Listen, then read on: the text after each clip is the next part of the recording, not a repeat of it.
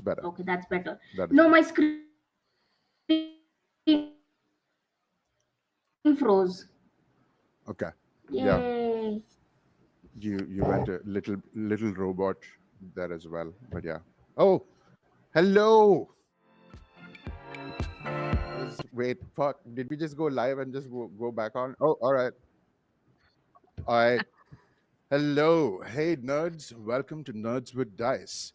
We're raising money for the Trans Justice Funding Project, and you can find links to learn more about TJFP in the chat, as well as our donation link.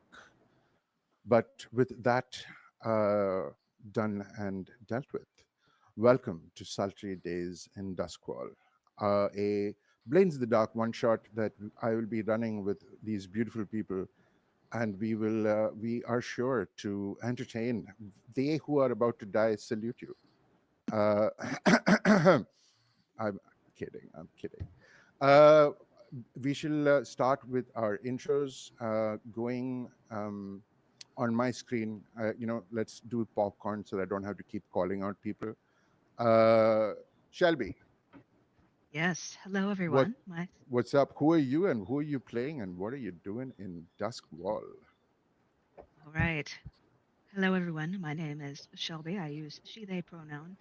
I will be playing a scrungly little weirdo named Peep. You'll find out more about Peep as the story goes on, but all you need to know is that she is weird and has a strange relationship with ghosts. Hmm, hmm, hmm, hmm. All right, popcorn. Let's see here. Let's go with Percy. Popcorn to Percy. Hi, everyone. Hi. Hi, everyone. I'm Abhilasha or Percival. I am at Ombre Lesbian Night on Blue Sky. And today I am playing Madhuri. Madhuri T. She is a middle aged, kindly looking, well, not kindly looking, but she is a middle aged auntie who likes to dress very sedately and also likes to blow things up. Hmm, hmm, hmm, hmm. Popcorn. And I shall go next. Blue. Cool, that's me. Hello, I'm Blue, she, her. You can find me at Misadventures League or Roll for Good, and you can find me online at Sanguis Blue. And today I am playing Cassian Vale, aka the Fox, and they are a handsome, sharply dressed person of, let's say, dubious interests in the things that they can get their hands on, whether that's people or items. And obviously, Mm. next person is Lee. Hey, what up? I'm Lee. Um, Try and find me online, I dare you. I am going to be playing Newton the Spider, a devious mastermind. And yeah, they are someone who kind of just wants to sit back and let everyone else do the work. We'll see how well that goes. Work smart, not lazy. Indeed. And your GM today is RDMK. Hello, folks of the internet. You can find me on a bunch of different places: Pants's Tables, House of Dreams, and the Rollers Joint are a few of the places that I do things at. I also DM my own homebrew D&D game. But you can find me on Noonlight Creations on Instagram or RDMK on Blue Sky. But with those out of the way, let us dive into the session, my dear players. The night is warm and sultry. It is summer in the Shattered Isles, but what that means in a world without a sun, hmm, who is to know entirely? But there is a certain vibe. There is no chill in the air. It's hot. It's damn hot. and it's humid, it's muggy, and at certain places the humidity is thick enough to cut with a blunt knife. But the camera zooms down onto the eternally dark city of Duskwall, the prime jewel in the Akarosi crown of the Imperium. It is a city that has been growing on top of itself for the last 1,000 years because, hey, the cataclysm happened, the sun disappeared, the oceans turned to ink filled with monsters, and the gates of the dead opened, and all of the undead that ever were became suddenly more animated and interesting.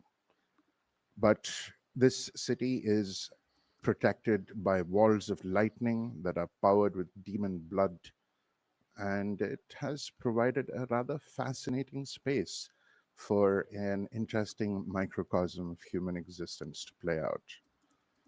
And it is in particular four of these humans that we are going to be dealing with today.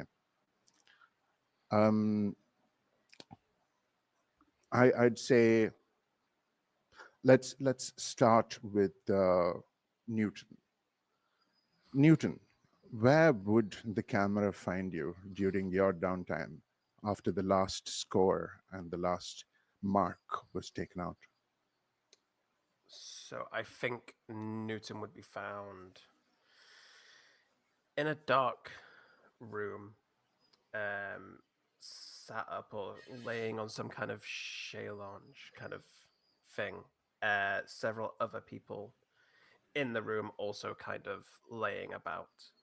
Um, they are wearing this kind of white and gold robe that's open, and not much else. And they're just kind of reading a book. The room fills with smoke and the effect of other substances and such. And yeah, they are just kind of relaxing after whatever has occurred before. The camera came in on this moment. Hmm. Um, One of the people in the room just, I knew it. You're going to take another hit of that or what? Enough has been. I've had enough for now. Help yourself. Oh, enough for a monster like you? That's nothing, man. Keeping sharp. They're flicking through some book and just kind of slowly turn a page as they answer. Hmm. All right, not gonna force it. And they will go and duck their head into a bucket, and from that bucket, like smoke starts rising as soon as this contact has been made. You're into some weird shit, man. But after a certain time, and you finish the last page of the book in your eloquent and languorous manner, a certain itch comes in your mind. It's time for the next score, and it's time for the umbral blades to assemble again. So, how would you leave this place?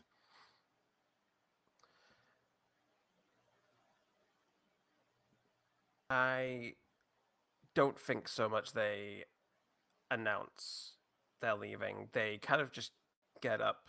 They close the robe over. Um, There are a few disappointed, oh, and they just go to walk out. But before they do, they turn back around, kind of survey the scene, and blow a kiss as they leave. there is immediately a fight between two of the very inebriated people as to who gets to catch the kiss. And it is in that rising chaos that you just, I imagine, smirk eloquently and walk the fuck out. Exactly, yes. All right, all right. Let us go to the next person of the Umbral Blades. Peep, where do we find you, and what are you doing during your downtime? So after that scene, the camera cuts away to some place decidedly less elegant. It's chaos. There's chemical smells. It's a launderer. Um, um, and there are several piles of clothes that have been freshly cleaned and are waiting to be bundled up and being taken to their rightful owners.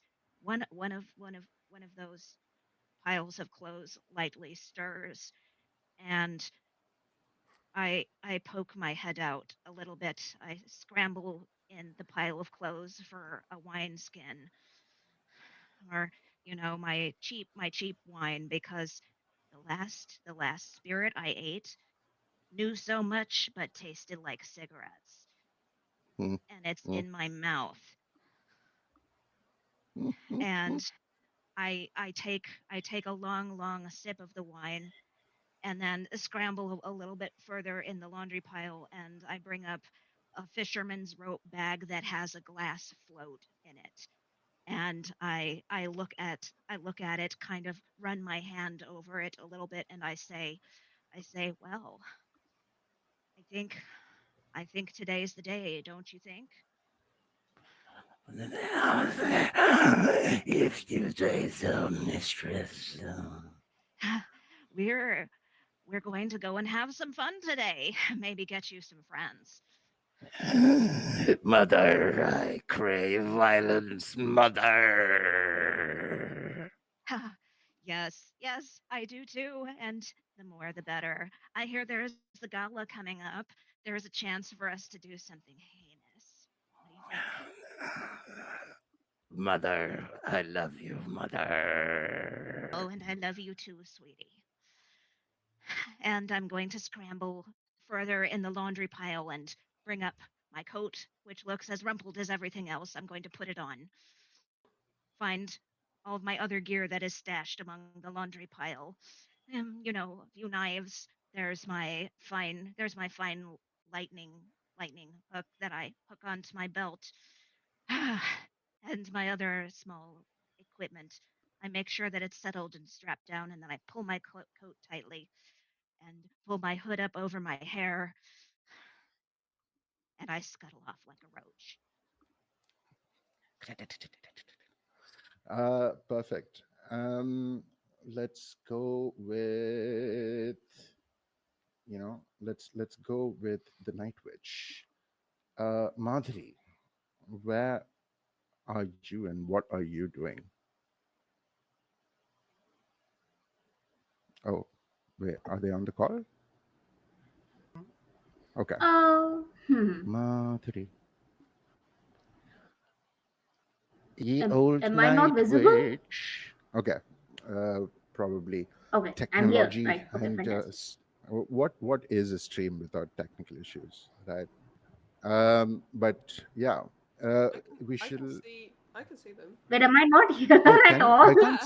I can't even see them. Oh. So uh, I video can see and them. Yeah. oh, all right. Oh, because I can't even hear them. Oh, all right. I'll be right back.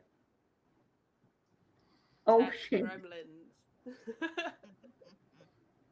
Technical issue. The crumb the back. Quick, GM's gone. Burn the game down. I mean, hi. Oh. I Run. Okay. Oh, there we go. I'm sorry. I was.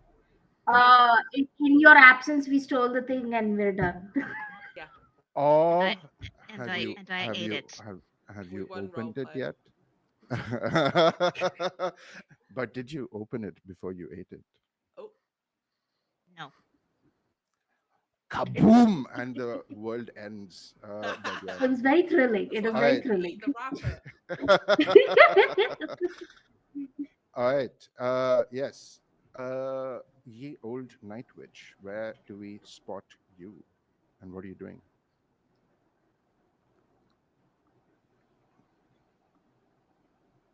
Madhuri is currently walking her fox in some. She is merrily taking her little spiritual fox, who also, of course, needs walks and needs to be taken care of and needs like the sunlight and some exercise. She's currently taking her little fox on her one of her on a trip into the city so that she needs to buy supplies for cookies, of course, just like for food and stuff, and also other things. But at the moment, there is she has enough of the other supplies. She's just looking for food and walking her little fox. His name is Sam. Sam. I think the cookies that you have imbibed, Madhuri, had definitely something in them, because you are imagining yourself walking down a dappled, sunlit street, and that's a very nice fantasy in the Shattered Isles. But hey, you're having a great time. And Sam is just darting I'm having around. a good time. Like, Hmm. Hmm. And you go and get your supplies. do you There know are how bad and disgusting chocolate substitute is in the apocalypse? Of course, we oh, have to put something else in to 100%, make the cookies go down better. 100%. Industrial chocolate is unfortunate. But after getting your supplies, a similar, and you start wandering back towards your lair, which is, I would say at this point, it has upgrades, all of the good stuff. But you're going back there, and you walk past a almost billboard, uh, but it's not a billboard. It's mostly just like lots of posters that are stuck onto the side of one of the theaters, and you are once again reminded, and as you roll your eyes, about the fancy Charter Hall gala that is about to take place in a couple of nights in Charter Hall, in the most prestigious and well done parks that are to exist, because hey, this park actually has trees. And I don't know what Madhuri sees, but they are walking through dirty streets. There is a disgusting stench of smoke, oil, unwashed humans, and clothes. And it's probably a good thing that Sam is a spectral, because if he had a nose, he'd be just the whole time. The air is filled with a distinctly fine soot that seems to settle on everything. And the people, hey, it's Duskwall. What do? You got to do what you do. And they go on with their lives. But there are very few of them that walk with a straight back. There is a general malaise that does extend. It happens in places that have no sun. Perhaps our people from the UK could give some impression of what that is like. I'm sorry. I'm Jade. but yeah, you see that Accurate, to be this honest. 100%. You see this poster, and given what you know, it's going to be a collection of all sorts of fancy people, and somehow fancy people don't necessarily always love other fancy people, and your head is filled with explosions that can happen. And yeah, what does that thought bring to your face?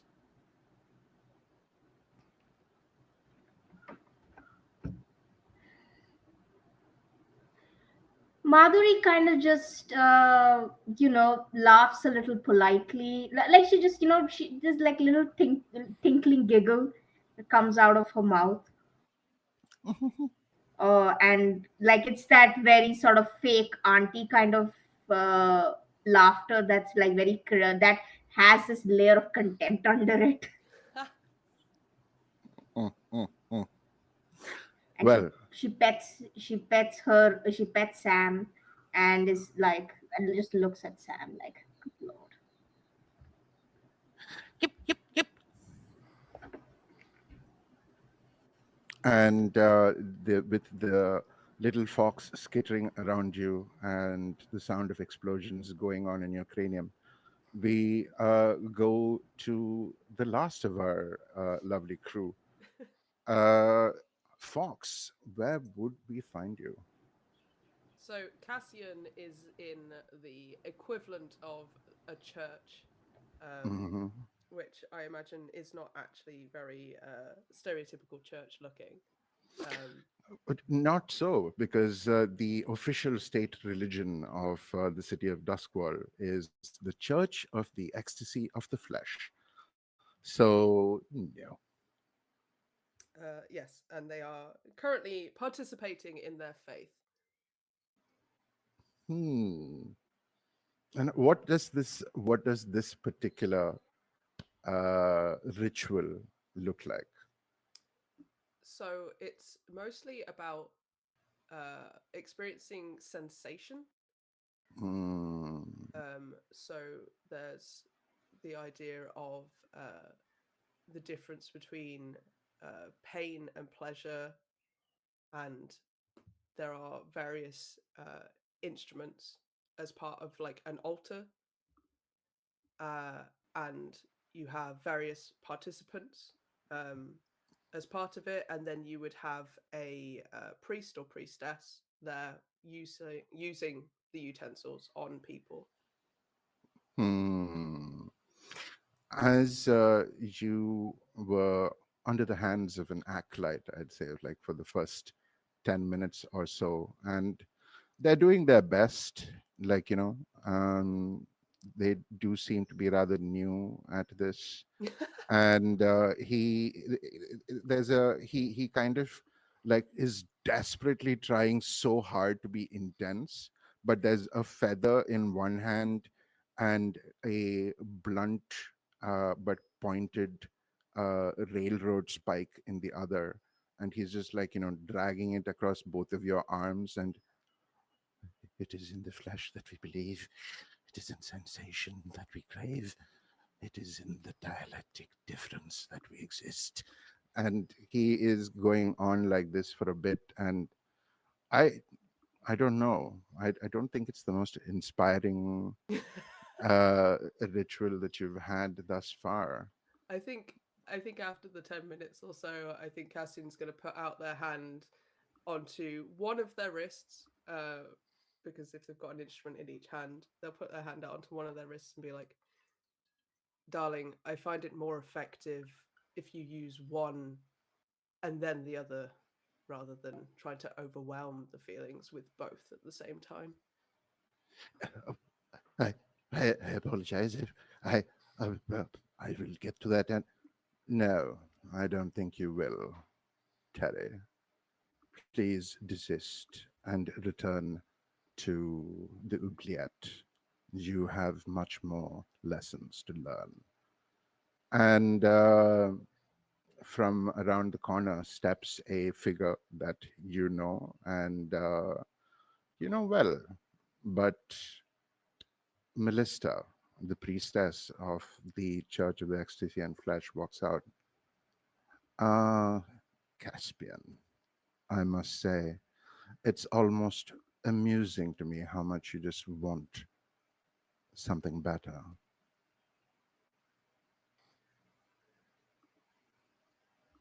My dear priestess, it is always a pleasure to see and hear you in my presence. But what can I say? It's part of my faith, my true devotion, is that I'm always wanting more. Hmm. That we have experienced and seen. Your faith is strong. And she will prowl forward. Um, and as Terry the acolyte just, I will leave, and she just dismisses him, not even looking in his direction, but will walk over to one of the tables of tools and picks out a cat o' nine tails and will turn to you. Lie down now. Uh, as much as I love your ministrations, priestess, I do believe I have another appointment. How long is this going to take? Oh, if it's going to be a short thing, then I do not think it is wise to test our faith. Some explorations need time. But I shall leave you to your Vulpine ways. And she will lay the thing down lazily. But there is a lingering caress on the handle of the cat o' nine tails. She will turn to look at one of the statues that adorns the sense chamber. And I don't know if it's something that can be entirely described on a public stream, but I will leave that to your verdant and fecund imagination. But yeah, she will just start praying, and you know that is a dismissal from Melista. So, what do you do as you get out? I think first of all, Cassian makes a very exaggerated, like over the top bow to Villister with a kind of air of, "Oh, my humblest apologies that I cannot spend all day here with you," and kind of backtracks their way out, and then before they leave the church, they'll go into a little side chamber and put on a nice new crisp outfit. As you leave the room, there is just that trailing voice that you know, and I'm not going to describe what you feel when you hear it, but the trailing voice that insists that it has the last word in interactions with you will just say, "It is your loss, as we both know." All right, but you complete your donning of the new outfit, and yeah, you remember that Newt did say that there would be a time when you all had to gather because the Umbral Blades are about to go back into action. And it is at that point that we will cut to the lair of the Umbral Blades. Um, what are we thinking? We didn't actually, unfortunately, discuss this in the session zero, but let's give a quick description of where your lair may be and what is it a cover? Is it just a barge somewhere? Is it just a massive carriage? What's going on?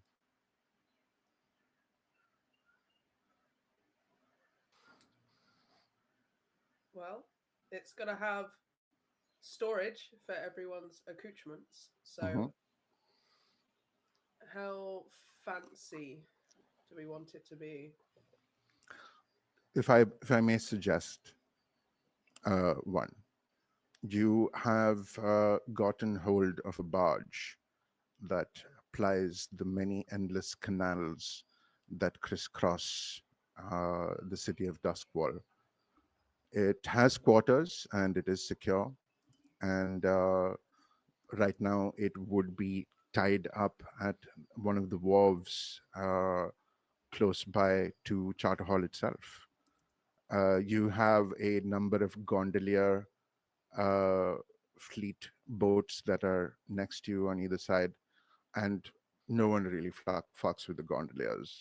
And I'm sure that you would have had some friendship with them because they are amongst the best information gathering people, Hmm. you know, to exist in Duskwall. Yeah. So it is at this barge that is named.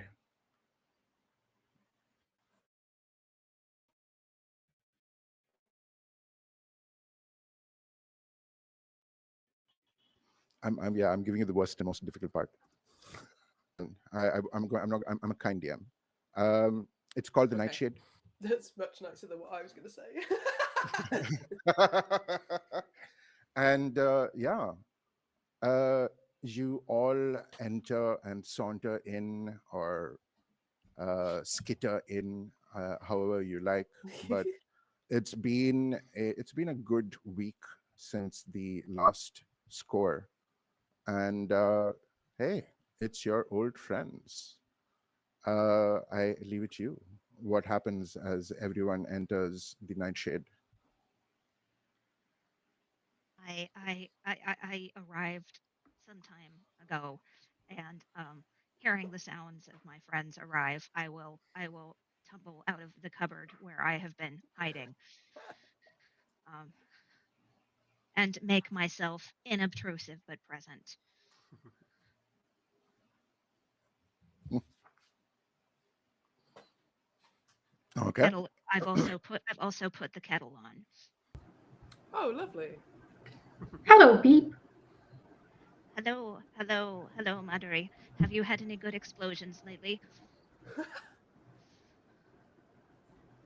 Oh, hopes abound. Mm. Mm, Well, I think we will have plenty of But I chances. did have a very interesting experience out of it. Hmm, I I genuinely do hope so.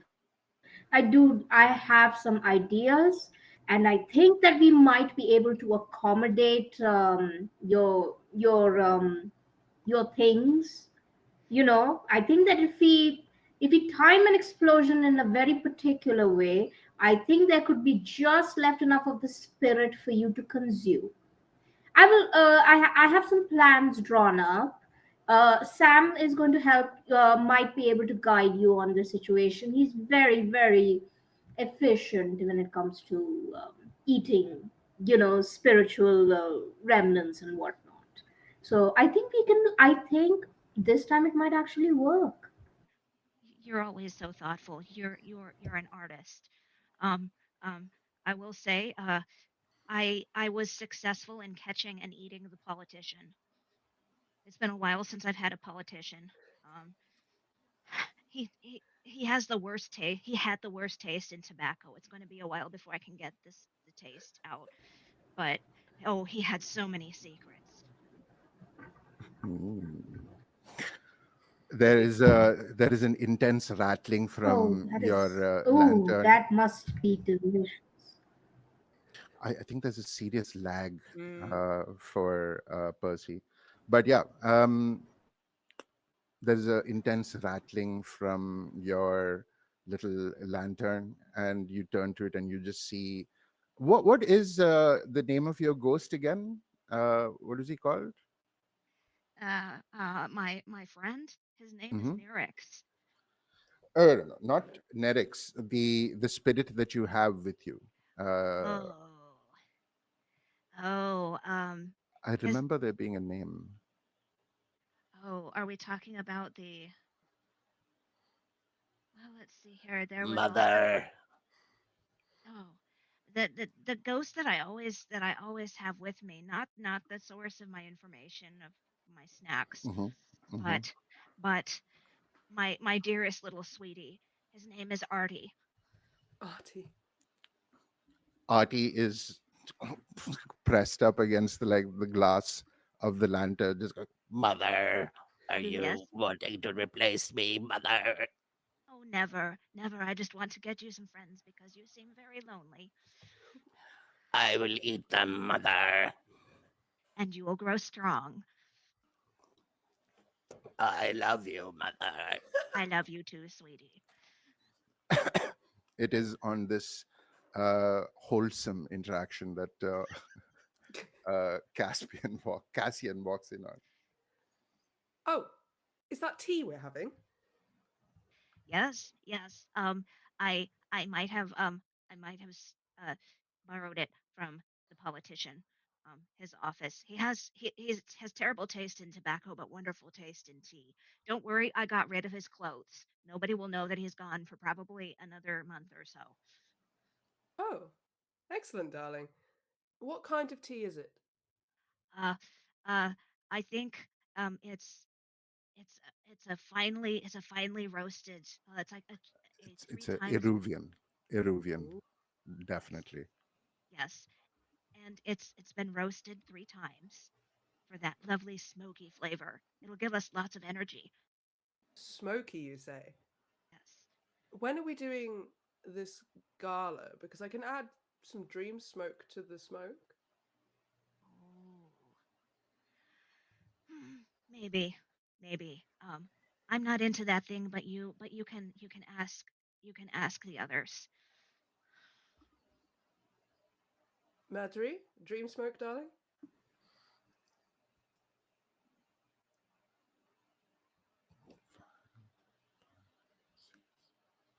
It's a huge lag. The Damn. lag, no. Oh, I I think think. I'm sorry. I think they're frozen. Oh Oh, no. okay. You are in frozen. All right.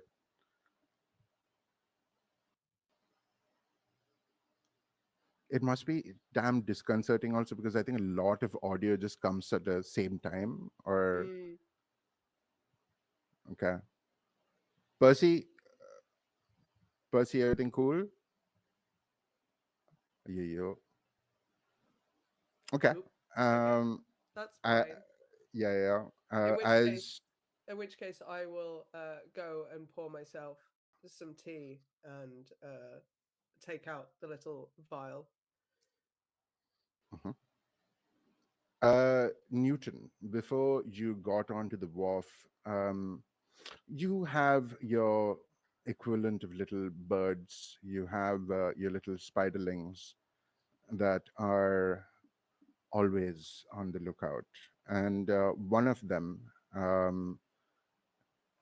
does scoot over to you from an alley and, hey, governor,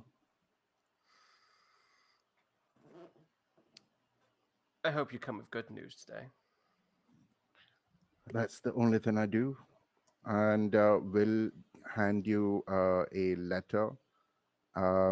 It and he checked it, nothing inside other than paper, and doesn't seem to be treated with anything else. I licked it. It was fine. Uh, Newton takes it, opens the letter up. It is a it is a what is the it is a wax sealed letter, and it has a sign on it which is just a um it's what you would imagine the smiling emoji, but it's no there are no eyes, and it's just the smile. Hmm. And you, with your experience, know that this is the chosen heraldry of a somewhat mythical figure in the seedy underworld of Duskwall.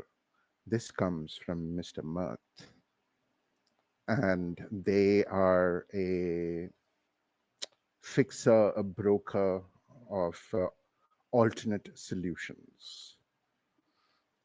And so far, you have not had any opportunity to interact with this person because, as um, devious and as far reaching as your network is, there are always bigger predators. And this is a different tier Hmm. of operation. But I think immediately, given the way you are, Newton, I think that flare of ambition and, oh, kind of strikes. Do you wait to go inside the nightshade and read, or do you want to do your usual sneaky thing of getting everything in place and, sounding all wise and fantastic? I think first, before I open it and read it, I will ask the person who gave it to me, Mm. where did they come about You this? know his name is Toby. Stoby. Um, how did this come into our possession? Well, he was approached by another one of you know people like me, who are the actual people who do all the actual work, and I was asked to take it here. I didn't know who it was, but I saw the wax, and I've heard enough. Didn't question it too much. Sorry, boss. You aren't paid to ask and think. It goes to as if to kind of put a hand on Toby's shoulder, but stops and then does a little wave. Off you go. Right, yeah, Gov. And there's a little bit of, you all hear faint grumbling, but he does kind of tip his little hat and starts moving off into the murky streets. There is, it's as you kind of look onto the area, you see, like, few boats, and this is one of the larger canals that kind of connects Charter Hall to the rest of the city. And you see a few gondoliers are also kind of waiting on the next wharf over. They see you and they all give a little tip of the hat. I think holding it and kind of walking with purpose, almost um, unable to pay attention to the other people around and such. Making Newton makes their way back to the lair, but does like stops outside to open and read. Hmm. Um, they stop. They kind of lean on the barge itself, or and yeah, open and read before they see the rest of the crew. Okay. It is essentially a missive that starts with Mr. Newton. It has come to my attention that you have achieved a new tier of operation with you and your cohorts. I would request a conversation to be had. I will have business in mind, which might prove beneficial for both of us. And meet me at, and there is a location that is given. It is in Charter Hall University, and but it takes you. It would be the philosophy department, and meet me here in at midnight today, and we shall see if we can reach an accord. And with best regards, Mr. Mudd. I think um, Newton finds a way to hide the letter, probably puts it in a pocket somewhere on their person, and takes a second to kind of collect themselves before going into the lair proper. Um, immediately looks around at the rest of the crew. Um, takes a deep breath and says, "Who's up for a midnight stroll?"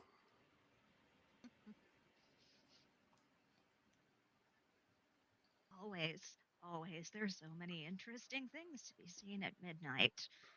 Do you have something good for us, Newton? I have need of someone to carry some books for me.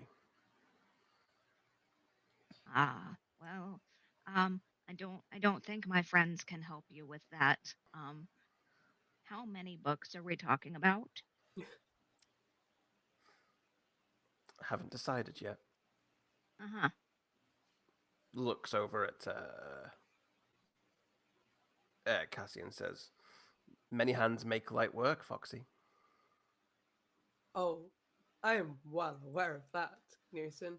I was just curious. Can I finish my tea first? What time would it be currently? I'd say it's about 8, 9. That and some more, if you wish. Oh, I'm already participating in some more. Would you like some dream smoke? Working out time and how much time there is, and why not? Especially with veteran partakers such as yourselves. Mhm. Uh, it's fine. Yeah, it's just a light kick. Mhm. Just a Mhm. little something to mellow you out. And the tea is magnificent. I I I I borrowed it from my last snack. Yes, Someone, Keeper's right. It is delightful. someone good, I hope, for the last snack. Oh yes, a politician. The one who was trying to raise the taxes. Oh, To raise the taxes in the garment district. oh, well then, excellent news. Yes. So if you happen to find yourself in his former vicinity, I'm sure you could find some lovely, lovely, lovely things to wear. And where was this, darling? Where? Yes. Or uh uh my usual hunting grounds. Um, You would have definitely found the politician in regard in Silkshore, the Red Lamp district, and oh the yes, artist community. oh yes. In the artist community where he was trying to find the next desperate person to prey upon. So I preyed upon him instead. Don't And worry, no now I get traces. discount delightful clothes. You are Yes, you such a do. treat. I do my best, Uh, Yes, mother. and Artie helped me out so much. I's best boy. Yes, yes, you are. I he preens. I didn't realize Artie was so invested in the arts community or fashion for that matter. Yes, he appreciates a finely cut coat. don't, don't we all? Especially when I do the cutting. Yes, Apologies, Newton. You were talking about books or something. yes, yes. Books. Yes, I need something new to inspire. Can't carry them on my own. And did you want this done before the gala or? Tonight, midnight, when it's most quiet. Can't be dealing with. It just makes a face. People. I mean, you know that the midnight hour is dark, especially in a game called Blades in the Dark. And the blue coats are more concentrated in the poorer districts around this time, not as much in the hustle and bustle of Charter Hall. But yeah, I mean, few patrols here and there, but you know most of them. Mhm. Um, yeah. Do you all, the two of you, imbibe in Dream Smoke? And it is, as usual, a very ineffable kind of high that does come and brings visions. I'm not sure what that will be, but at that point, I will make the first roll of the game, Ooh. where I will be doing a luck check. Um, and I rolled a goddamn six. Yeah. Nice. There are visions that come to you as you rest wherever you are, as the sublime visitation of Dream Smoke visits you. Gala, lights, fancy dresses, tinkling of glasses, and a presence that seems to be hovering over. This is not a shared visitation. There are different aspects that come to both of you at different times. But first of all, um, given the recent kind of hustle and bustle that's been going around the spark rights, and keeping an eye on ear and eye on the pulse of that, Cassian, you get flashes of something moving through the air and something that is not organic, something that is metal, something that is wood, and something that is powered by Sparkrite technology. And Newton, as a spider, you are very familiar with marionettes and puppets. The the giant park, which is the location of the Charter Hall Gala almost every year, glitters like a jewel, but there are invisible threads that hang taut to lots of points within this glittering moat of possibility. And those strings go up to hands, and there is a smile that just, it's a Cheshire cat smile, Mhm. and it looks particularly malicious. The vision ends. It is about 11:30. Uh, while the two of them were indulging in a nice little evening trip, what would have been happening with Peep and Madhuri?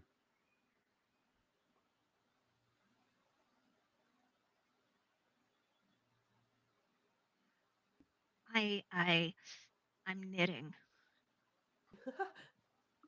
I don't know what it is that I'm knitting. It's just something to keep my hands busy.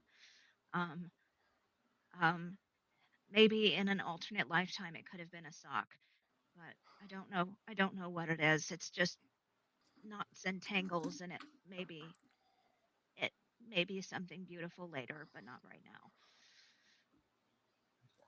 And as each, like, thread of the needle goes, there's a constant muttering of, Snake snack, snake snack. I'm going to make him back. but yes. Madhuri, what's happening with the Night Witch?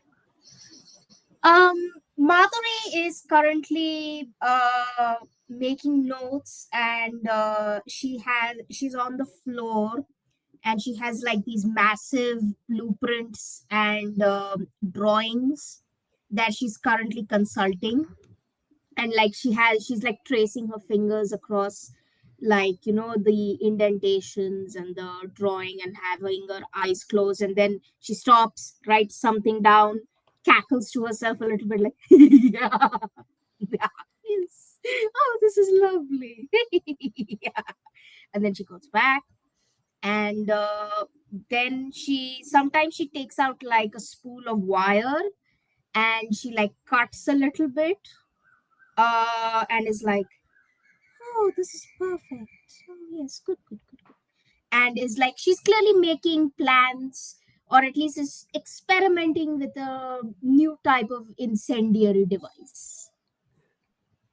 Fair enough. Um, yeah. At that point, the two imbibers come out from their trance, and the distant uh, bells of the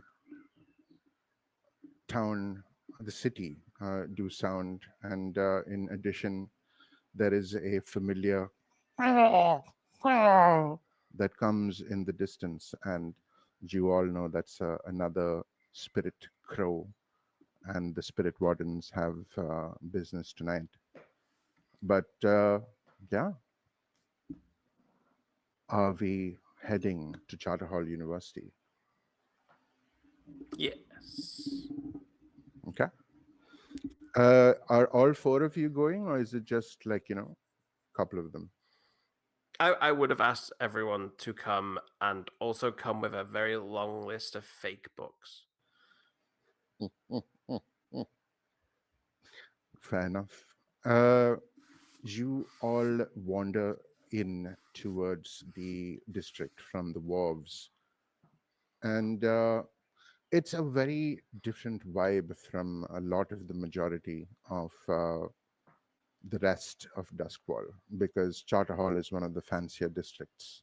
It is broad, clean, well lit streets, and there's very little rubbish that kind of like moves around with the still stiff breeze that does come through, even though it is muggy and sultry and hot as hell. Imposing stone buildings with officious columns and classical sculptural motifs surround you as you walk in. And even now, there are a few street corner cafes that are still open. There are a few students who just still linger there. And, there is a very passionate and driven political conversation that happens. But most of the clerks and government workers have done, the day is over. So Charter Hall is much quieter than it usually is. And you make your way to the university. Um, Seems modest compared to a lot of the other buildings. But this is the most prestigious institution of learning. And at the center, there is a massive Sparkrite tower that does. It's imagine if you would a Tesla coil, but the size of a small tower, at least like 6 floors high and massive. But you go to, and all of you are trundling along with your fake books. No one gives you a second link look, but you, and the university is always open because academics rests for no one, especially for tired students. But it's very easy for you to make your way through the philosophy department, and as you kind of go to the offices, you will find that it is nobody, you've not really encountered as like too many people. They've all been ratchety academics who are still, like, desperately chugging some coffee and or something else that steams from their cups. But as you come up to the department, you do see one person that looks markedly different. He is a unit of a person, and his Tychrosi blood is displayed proudly and prominently, because while this very obviously strong man stands quiet next to a door in a very smartly pressed black suit, um, his pale skin and completely uh, bald head are still not the first features that you would notice, but the two horns that curve out. And as you all approach, this fellow just goes, "Is there purpose that you come here?"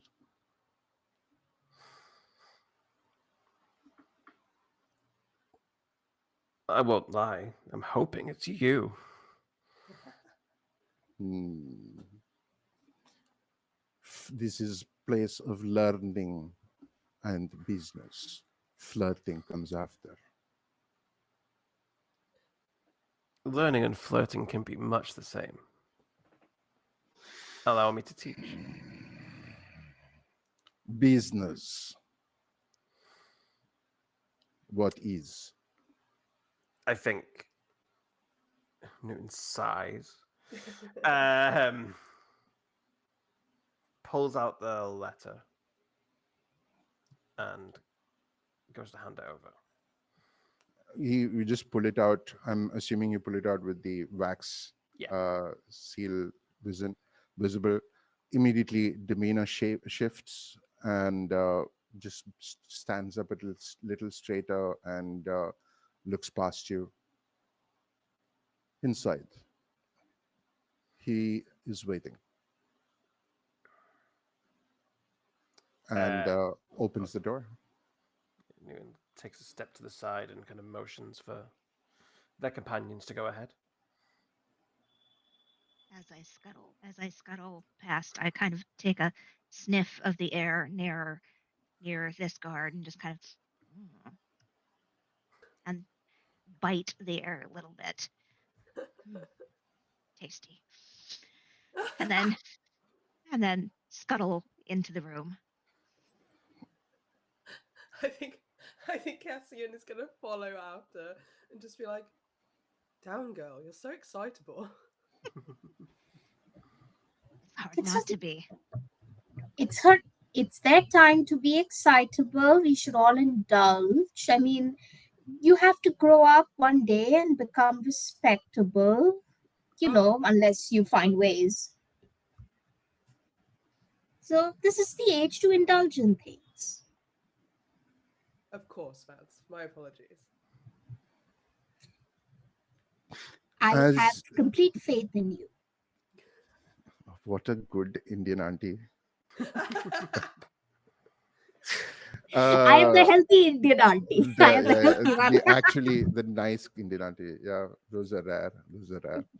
But yeah, you walk in and there are a few tables because this is the office, but there is a open door to the side which on the glass itself it says Dean of Philosophy, uh, Abe Firth Guinness,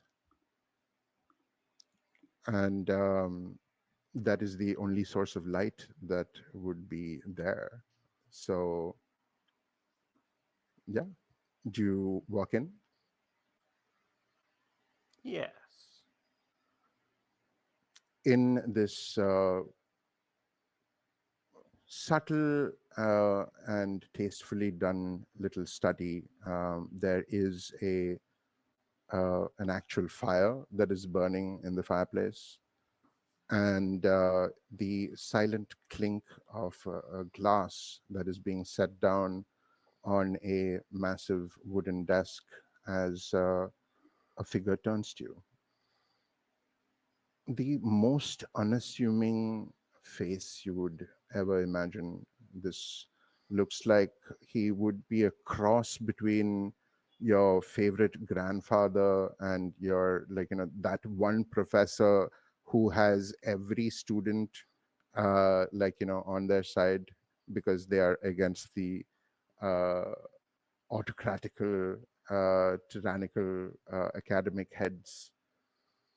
And he is going through a piece of few notes. And as you step in, ah, yes, my 12 o'clock. I thank you for being as prompt as I had hoped. Please come in. I hope Vasily was not too unkind. He is unfortunately lacking in certain areas of patience. I'm sure he makes up for it in many, many other ways. Oh, I'm sure. I would certainly agree. But regardless, the umbral blades. I've been following your expeditions with some interest. My hmm, my usual agents have been disposed, and you seemed like you would be a more than adequate replacement. I am unclear as to what you may know, but I hope that you would have heard of the title that I have been given by our companions in the darker side of life. I am Mr. Mirth. And no, do not make any jokes about me laughing because I do not.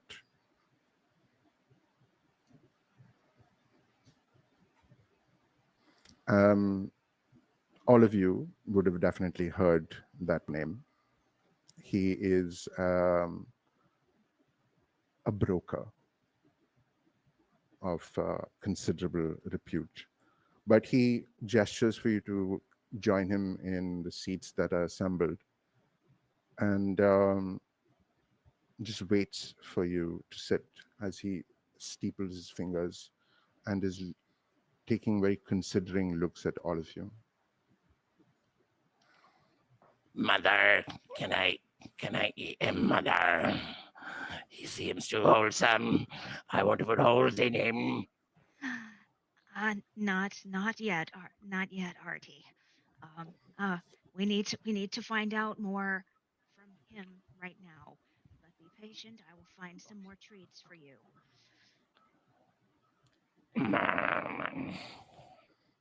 And I will lightly pet the fisherman's float like I'm scratching the head of a favored pet. Aw. And then I will fold myself up on the chair with my legs underneath me like some kind of weird insect and pull my hood a over, little bit closer while cradling the fisherman's float. And the rest of you sit as well. Yes. Okay. Given the activities that are taking place, I'm sure that you are aware that the Charter Hall Gala is to be conducted in but 2 nights' time. I have a certain interest in the matter, and I would like you to be my point of order.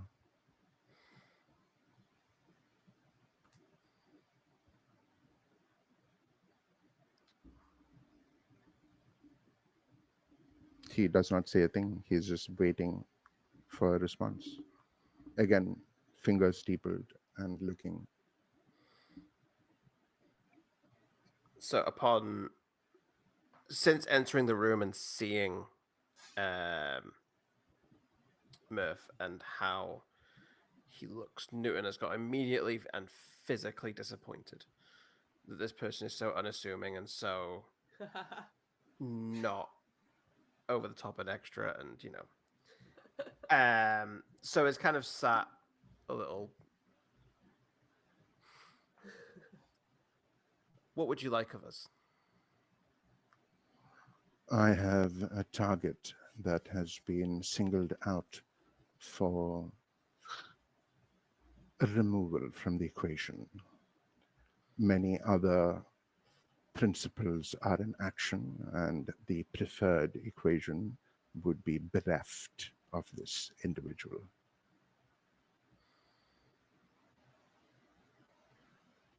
Given your proclivities, I thought it would be prudent to offer it to you.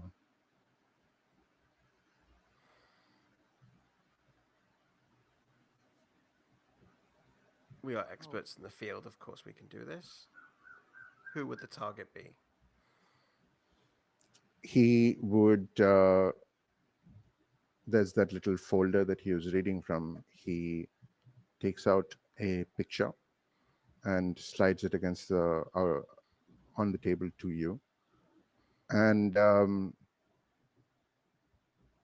yeah, the first thing that you see is a clearly a noble with a one of the classic walrus mustaches that just kind of fills half of his face. If this is a soup drainer of a mustache, and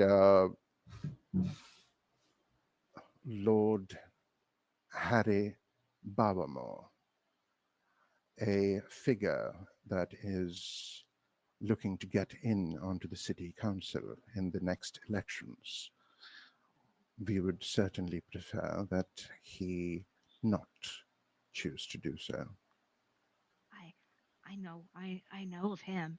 That mustache, it holds so many secrets. That's why it's so big. Looks tasty. He would raise an eyebrow and just go, quiet. Uh, could you say that again, but a little more politely, please? Quiet? Much better. He will just kind of give you a nod. Um,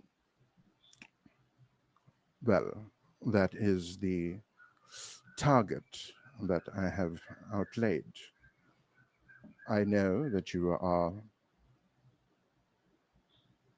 efficient at your chosen professions, which is why I have laid out this course of action. Would you accept? Do you have any particular preference on how we do this? I would prefer it to be a bit more of an accidental entanglement, but some of my fellows are not as particular. They would indeed prefer a more direct message be sent. I think Cassian just side eyes Midori. Mother just looks at her like innocently, like, I can arrange something that can be a fitting compromise. You know, gas mains, accidents do happen to gas mains. Hmm. Speaking of which, collateral damage. Yes, no, Tolerable. tolerable. Interesting. He, Balamont, would have a certain amount of security around him, and sometimes it is unfortunate that that could not be accounted for. But I will say this: if it is quieter and done more subtly, there is more remuneration that I have in mind, and that would definitely put you on the top of my list as opposed to the second choice. Hmm, shame. Fire is so very pretty at this, especially at certain time of the day. But I'm sure I can come up with something that's a little subtler, but just as deadly. Of course, bombs are not just bombs are not just loud and explosive. Sometimes they just put you to sleep. As I have expected from the illustrious Night Witch. You flatter me, sir. I speak truth, madam. And are we at an accord? I shall provide a significant remuneration at the end of this. I look at everyone. I already have three ideas. One I was actually writing down before we came, so Excellent. You've done some looking into Giant Park itself. I look into any areas that are loud, obnoxious, and owned by rich people. It comes with the. It's a hobby of mine. For the first time, his face, which is otherwise like, almost carved from rock, creeps into a Cheshire smile and prudent.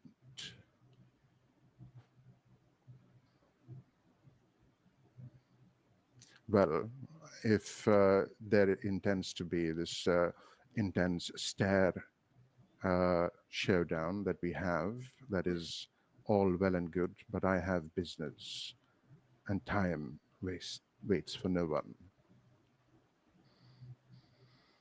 I guess looking at Newton and just being like, Newton is immediately on their feet. Um, I suppose we accept. Excellent. My people will contact you for further details, and I look forward to congratulating you on a job well done. And there is a jerk as the person just kind of spasms and, oh, what in the devils was that? Uh, who are you, and what are you doing in my office? I "Oh, we were just having a delightful conversation about philosophy, Dean." I Cookie? I but it is never, it is impolite to refuse. I, I am sorry, but I, I, and he kind of just like uh, faints with the cookie, like, face down and Hmm, like, still holding the cookie, but like he's plonk right onto the table. hmm. I didn't realize my cookies were that effective immediately. Must be doing a Uh, really good job. Yes, and through touch. Yes, I didn't realize that could be a thing. I must commend the baker. I must commend him. His materials have been top notch recently. yeah, you are now in the office of the dean of philosophy of Charter Hall, with the said dean unconscious and face first into his table. uh, but yeah, um, Peep, Well, given your friendship with a certain ghost, you are fairly sure of what has happened here. mhm. uh, and yeah, this poor chap had no clue of what was happening. He has been in this office for a bit, probably doing some grading, And as that happens, like, the little um, file that was open also just kind of starts sizzling as it burns away. It And yeah. it seems he was not himself. He was somebody was borrowing him for a moment. Um, hmm. And I'm going to take a look at the desk, and I will carefully arrange him so that it looks like he just fell asleep. And But as you do that as well, you look to Artie, and Artie is usually a little, chaos gremlin that is kind of doing most of the time, if not talked to, is doing a tribal dance of just in the middle in his little jar, but he is covering at the bottom, like, eyes kind of super wide and just I will lightly pet the fisherman's float. Is something the matter, sweetie? Mother, I want to leave, Mother. I think it might be best if we indulge that. I just need to make sure that it looks like the good dean fell asleep at his desk instead of having an unwanted guest. Give Mother, me I instinctively crave violence, Mother. Let don't me. don't worry, we will indulge your craving soon. Just give me a moment, and I will I'll rummage among the gear stashed on my belt, and I will remove a small canister again with tea. I will unscrew the top and pour some of it into the cup on the professor's desk. It is a tea laced with something. okay, perfect, Not dream smoke, but perhaps something else. very fair. And I'll quickly uh dash it away. I all think right, we should leave now. do you take the very well intentioned advice and head back to the Nightshade to perhaps prepare for this next score that the Umbral Blades have received? Yeah, I think as we're leaving, Cassin is going to put their arm around Newton's shoulders and just be like, wow, that must have really rubbed you the wrong way to infer that we were the potential second choice. Um, Newton kind of shrugs their shoulders to get your hand off. Um, Are you being mm, rude back there, Newton?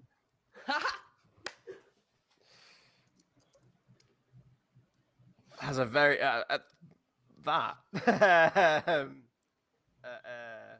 after saying that immediately, the smile is gone, um, and just goes to storm out. As Good you, Lord, who pissed in his coffee today? Newton, as you storm out of the doors of the philosophy department, the hall is empty. The Tychrosi is gone, and yeah, maybe your expectations of what Mr. Mirth were have been rekindled. Mm-hmm. But yeah, uh, at this point, it is what as you all head back to the Nightshade. This is where we would generally go into a situation where we are gathering information, right? Um, this is mostly for narrative purposes because there is no real planning, as I said, of what will happen in the score itself. We will start in media res. I will just ask you for a certain detail. which can be influenced by some of the information that you gather. So, how that works is you can, it's essentially up to you. How do you think your characters would go about acquiring hearsay and perhaps some more tactical information about the Charter Hall Gala and the location slash schedule of one Lord Harry Balmer?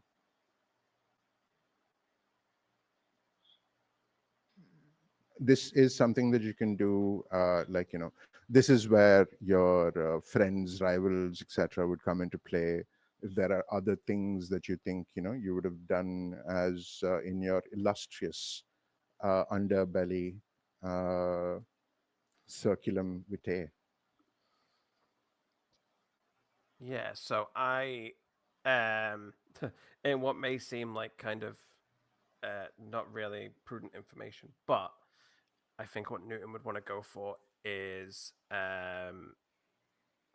just on the questions on gather information. It's where's the leverage here? Um, Mm, I'm looking for some dirt on the target, and I think for this I go to Salia, okay. who is the information broker, who is essentially my rival. Right, right. Well, Salia, uh, she would be she would be in Crowsfoot because that is usually where you find her, Mhm. and she usually frequents a little hole in the wall bar that is known as the Last Touch, and you head there, and yeah, you open the door and you find at the very small table a single patron, and the broad shoulders of the most muscle mommy person you have ever met uh, is there, tucked over a beautifully fruity and delightfully colorful drink that is in front of them. um, it even has a little bit of algae solidified kind of flour that is, like, perched on top of it, Mhm. and she is sipping it through a straw. I think Newton just walks in, takes a seat nearby, and kind of waits to be noticed or spoken to. Is not saying the first word here. Oh, I know. She would turn to you, give you like a grin and a side eye, and then goes to move forward, and then leans to the straw and just goes,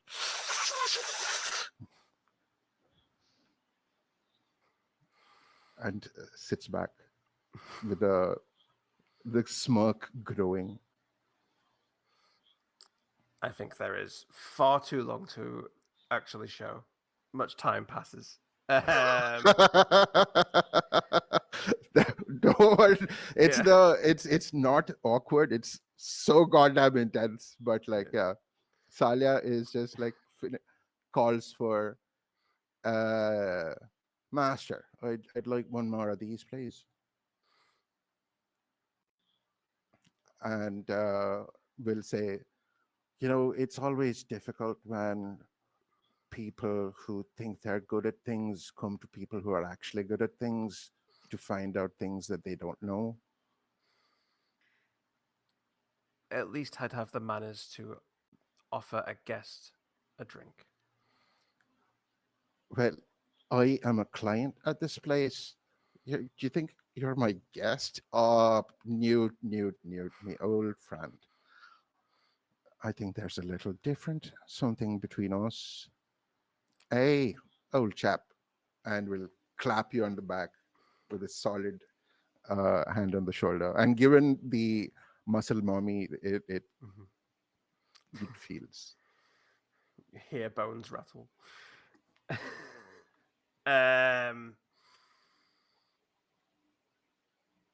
I'm not too proud to admit when I require some assistance. They lie. You know, that is something I've always appreciated about you, Newt. You're a pragmatist at heart. I'm looking for information for secrets and skeletons on a target. Hmm. As our wholesome business tends to encourage, I can get that. And I can definitely get behind that. I can get behind you if you want, but I was about to you make the always. exact same joke. I got there Yeah. first. I got there first.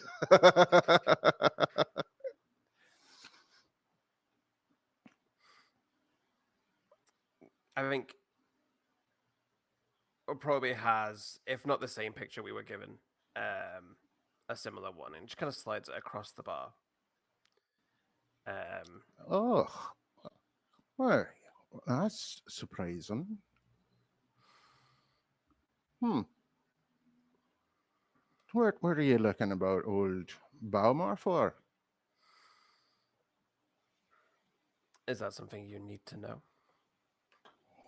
Well, I just thought you'd give me a freebie, as sometimes you do when you're feeling better about things. You know how these things go. Someone upsets someone who upsets someone who upsets someone who Hmm. is upset enough to come to us. Right, fair. Well, and she would kind of put considering, like, a hand on her chin, just don't usually fit with your pattern of selected targets. This one's actually a bit of a good one. He was trying to do good things in this beautiful city that we live in. Good Hmm. things like what? Well, the first thing that I'd say is that he was definitely trying to do some charity work for the refugees that have started pouring in from Scotland. Not too many people are fair and fond of that, especially in the city council. Hmm. I mean, it would not be difficult to find anything that might prove to be more than a skeleton in the closet, but I can do it.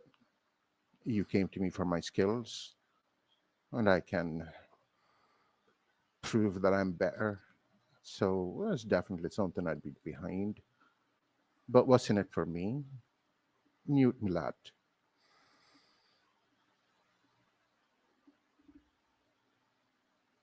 Is there something you have wish of yourself? Oh, do you know me, old Sonny Boy Jim? It's all about those coins.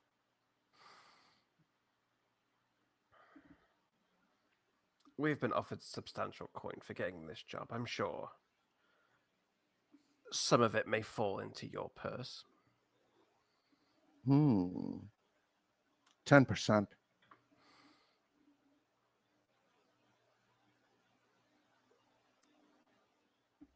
I'm on a time rush here. I accept with no argument. Oh, and I hear is looking forward to our little old flirting that we do. All right, I'll have to look into it. Old Harry Bowmore, either he's as close to a saint as you can find in this god's forsaken town, or he's just really good at hiding the darker side. I'll have my folk look into it and I'll reach out to you when I find something substantial. And if not, then of course I'm not going to charge you. I respect you far too much for that, old boy. And besides, that would mean you still owe me a favor.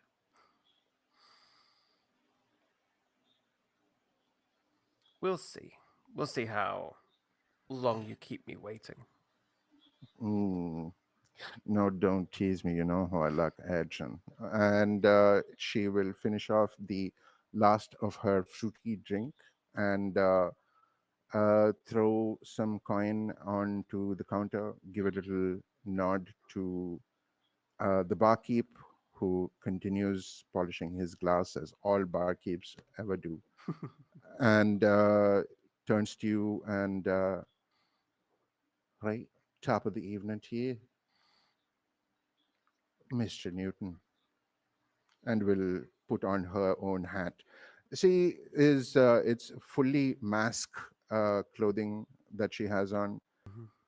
and like with the sheer size of her shoulders, like, it wouldn't be at all dissonance there. It Mhm. suits. And she flips on her hat, full buzz cut, by the way, and um, like full fade, all of that. Uh, but yeah, she would put on her hat and start whistling a quiet little tune as she saunters out. Yeah, Newton would give her a look up and down as she goes. Um, turn to the barkeep. Once she's gone, turn to the barkeep, biting their lip. I hate her. Hate and love are two sides of a coin, Gov.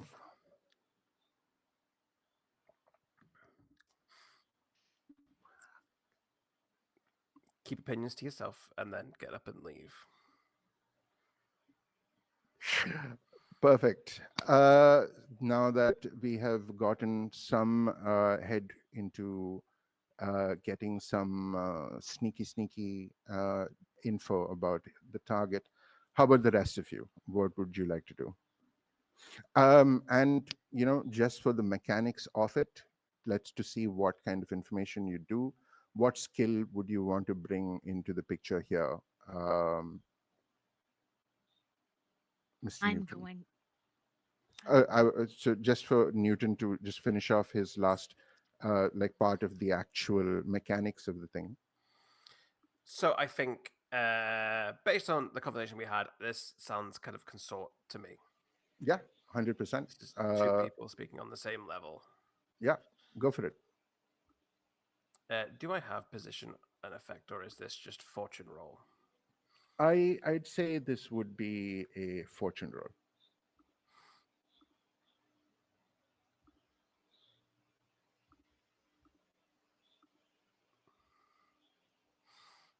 That's a 2. Mm, That's my best stat. okay, okay. Um, Unfortunately, you will at some point get a letter handed to you by one of your spiderlings, which just says, very hastily scrawled, "The fucker's a saint. Can't find jack shit. Still owe me that favor." All right. Who's next? I think Shelby was speaking up, so why don't we go to you? yes. I'm going to find. I'm going to perch on the roof of the barge, and I will draw a sigil in the grime on top of the roof of the barge, and then let out a loud whistle. I am attuning to the ghost fields to try and summon Nyrix, that scabby little bastard. Okay. You let out the whistle and you wait your customary few seconds, and there is just a silent breath and a pooh that comes in your right ear. Oh, Nyrix, you know better. You know better than that. I need to get some information. We're looking at our next score, and I must say I'm conflicted. His must Ooh. his mustache is full of secrets, but something seems a little bit a little bit strange about him. I need to know. You've spent a lot of time in bodies. Yes, Maybe I have. maybe you visited him or some of his friends. You'd have to give me a little more than big mustache, my dear. He's that magnificent walrus mustache. He's running for he wants to get on the council.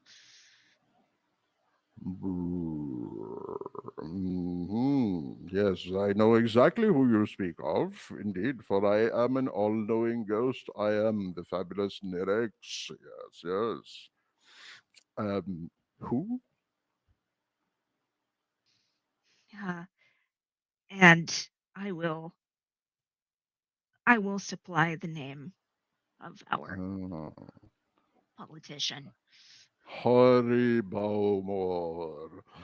He will not know rest, for I shall plunge into his secrets and get everything that he holds dear. And mm, just be a little bit more discreet about it this time. We don't need him to be uncomfortable. That was only the last time. I swear, it sounds like people just don't let you forget things. You caused them to have an explosive bowel upset. You need to be more careful. It seemed like it would be a good. I'm not going to argue with you here. I will get on with it. Thank you. I'll make sure to leave you a good body. You know, in Mm. in the red light district, I'll make sure to leave you a good body so that you can have a good time later on. Oh, Peep, you know exactly how to sell things to me. Thank you, Nerix. And Nirix will do a little as he kind of floats away. I'm guessing you're going to be doing an attune for this. Yes, Yeah? yes, I All right. am. Roll Yes, me an attune check then. okay.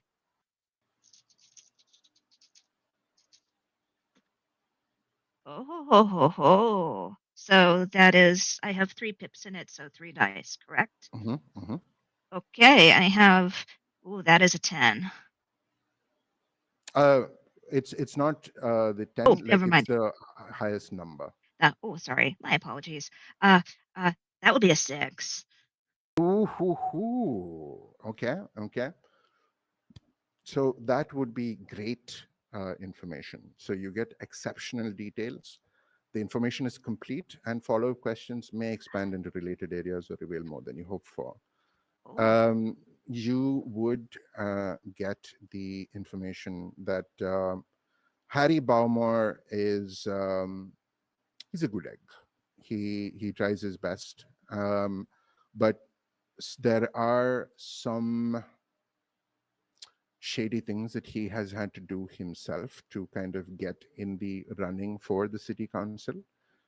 He has connections with the Hive, who are a faction of the underworld. They are uh, technically business merchants, but they deal in commodities that are not for the open market as well. mm, The Hive is also one of the more powerful factions that is present in the underworld. So you definitely know that he is allied with them. And if things get too overt and people can trace things back to you, you might have one of the more powerful criminal factions of Duskwall after your collective ass. mm. And our collective ass is way too fine for that. 100%. It must be protected. So I will make note of this, and I will thank Nirix, and I will pop open one of my spirit bottles for him to take a little sip from.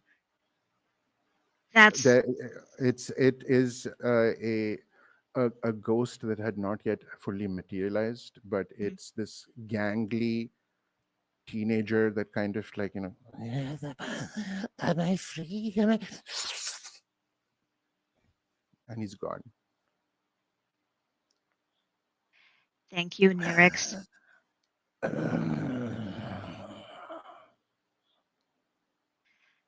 That's to tide you over until I can find you a good body.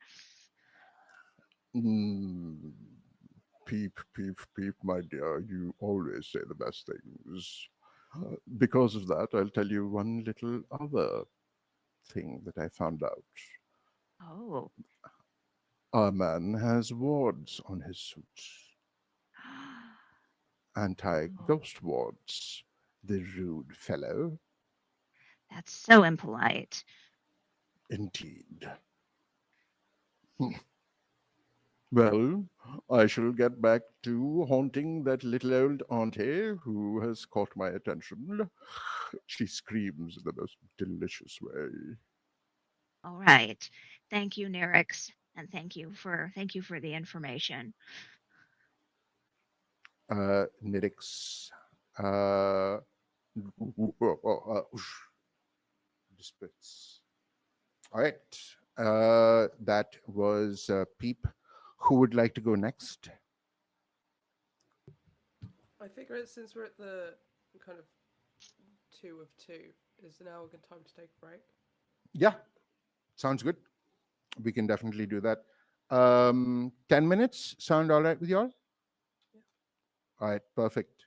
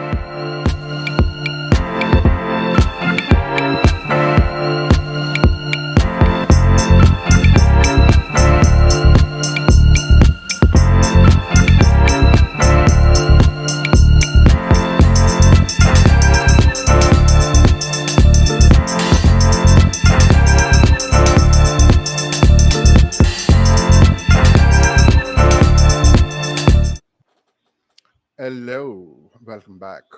We I always have trouble with these one shots because especially when there are good people to RP with, I just get obsessed with RP. And yeah, I think in the last charity one shot I did, a like Blades of the Dark game. The heist was all of the last like 10 minutes of the actual like session. But yeah, let to speed things on. Let us continue with the rest of the information gathering that the Umbral Blades are up to this on in the few days. I'll say this is this is taking place at indeterminate times between the 2 days that you have from when you got this endeavor from Mr. Mirth and the Charter Hall Gala itself. So this can happen at any point. But yeah, um, of the two that are remaining, who would like to go first?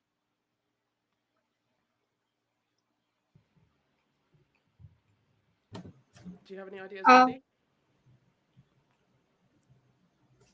Okay, let's go for it. Who would you be approaching, Madhuri T? uh, so at the moment, I would be approaching a an old friend because the area that was like told to us and like uh what needs to be done is a Hmm. little unique on architecture, and like she wants to know specifically the weak spots. Okay. So what she's going to do is she's going to approach a spy by the name of Valeris, who happens to be a very, very good friend, Okay. a very close bosom buddy friend who she occasionally meets up with. Okay. They are very good friends. Like roommate friends, or like just friends? It, well, they have shared rooms before. You know what I'm asking. Yes, yes, yes. They're fuck buddies. They're those They've been friends. fuck buddies. Perfect, perfect. I just wanted to have that be said, like because I don't want to project. Um, yeah. Where would you find Valeris usually? Um. So usually I would go down to the to this pleasure barge Okay. Hmm. uh that is near that is on the same like lake or whatever water like body where the our barge is on, but Okay. this is like more near the city because obviously people are getting on there, getting off there to play, like for the overnight casinos and other things that happen to be there. So uh, they both have like a standing room, or like whenever they go, whenever they go, like they can just they can have a room to themselves. Okay. Perfect. Um, they are as you open the door and walk in. They are in all of that usual fab. Um, the most androgynous looking person you could imagine. It's not entirely clear because while there are curves, they're very strategic, and they are presented to maximum efficiency. And they would just as you kind of open, and you are late. I'm sorry, Valaris. It was a bit of a there was some kerfuffle around getting onto the boat.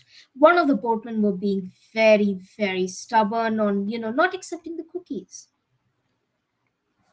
No, darling, it has been known that your cookies present something little extra at times, and perhaps people aren't entirely fond of figuring out what their insides look like. So much the pity. Indeed. Now, come here and give me some motivation to talk to you further because I've been waiting. As you wish, my dear. She kind of takes off her like the her jumper, and like inside the jumper you kind of see like uh how would I put this? Like padding, like like armor padding and everything, and you see like her body, like her arms and stuff. They are jacked. They are jacked as fuck inside, and like scarred all over. You can see burns, like huge, like burn scars. And she kind of takes off her eye patch, and like again, there's like instead of an eye, there's like a huge like burn there, and she kind of goes off. Goes up. This whole time, Valeris has just been like, lounging, and they have pulled out a cigarette, and every movement of yours has been recorded. They would light the cigarette and just. Mm. All right. Um, I would say, some Fade to Black stuff happens uh, for definite.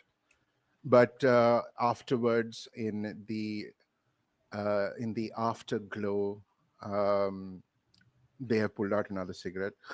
Okay, now I'm in a mood to talk. What's happening? Hmm. I have another job. Just as you hard worker as you always do. Hmm.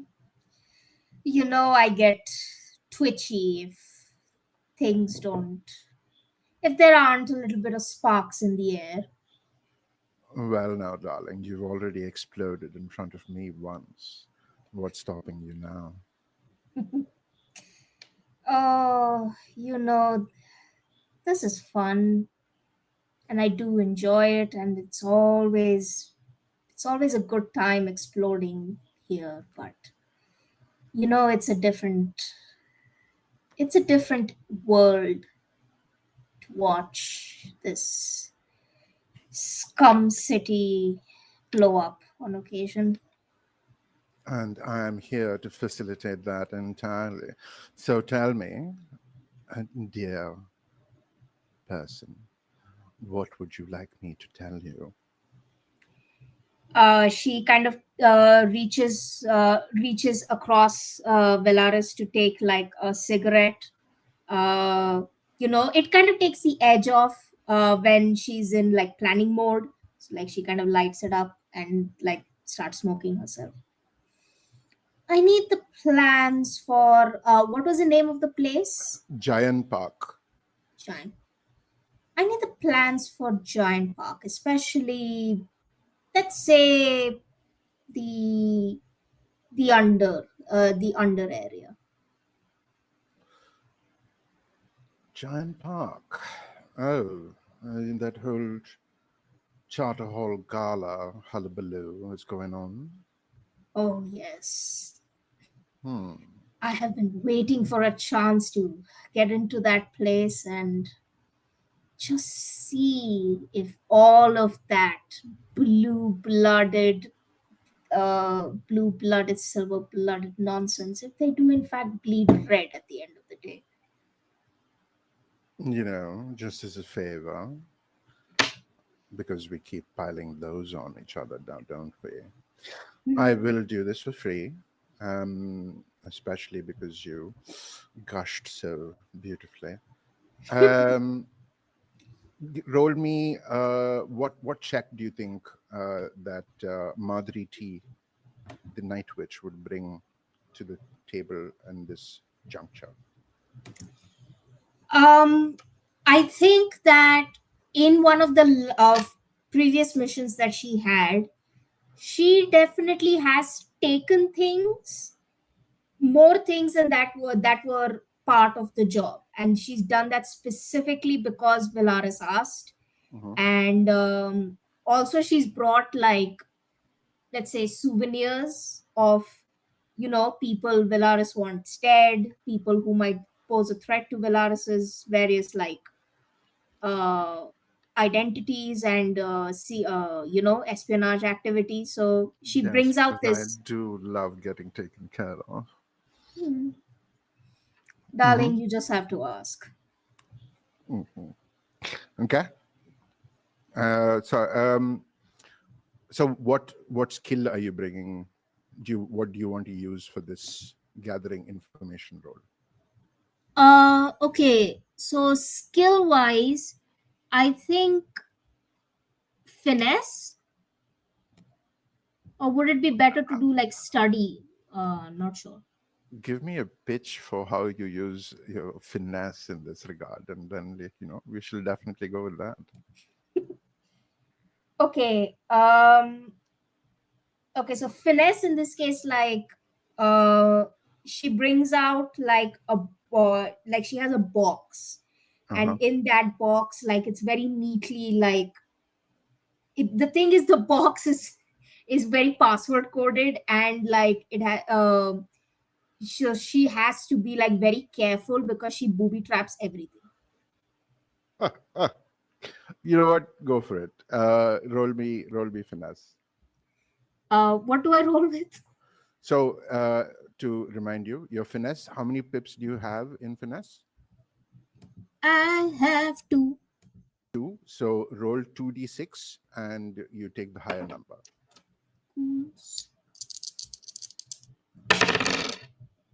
Hallelujah, I got a 6. Let's go. Okay. Um, Valaris would tell you in great detail of all of the things that they know.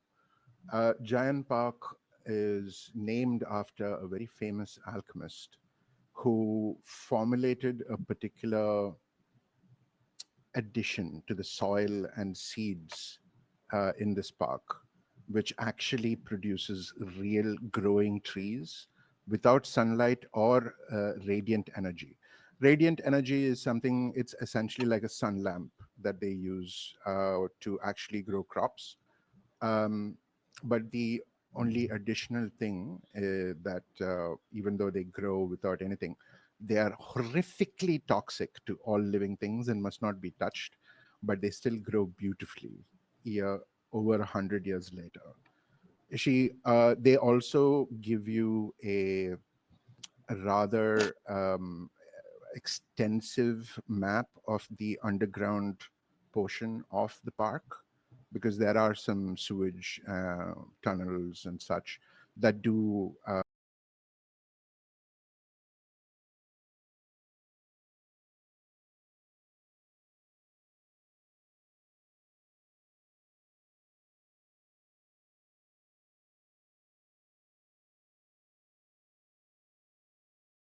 You bring back, it doesn't have to be anything important. It could just be,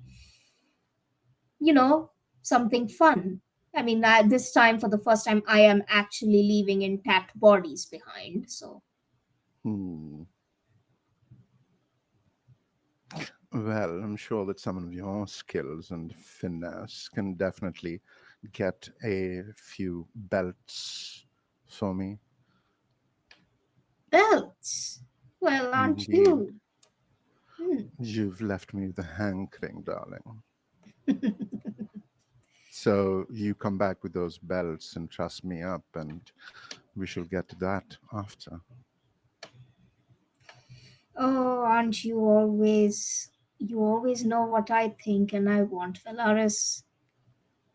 Aren't you Hmm. glad I saved your life? That and more. And they would do the little coquettish little wave as you exit the room and the pleasure barge and head back. Now it would be the last person who would have to go. Castian, what is the fox doing to acquire information?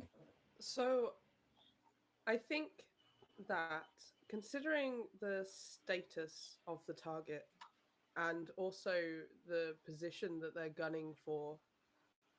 Cassian is going to go and speak to Stasia, the apothecary, because everyone needs an apothecary sometimes.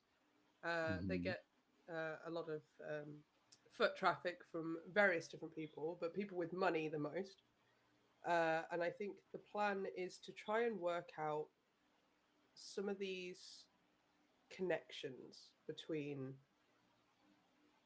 the current council and this new person who's trying to fit into it, and see if there's any information I can garner about how they intersect. Do they like each other? Is there any rivalries here? That kind of thing.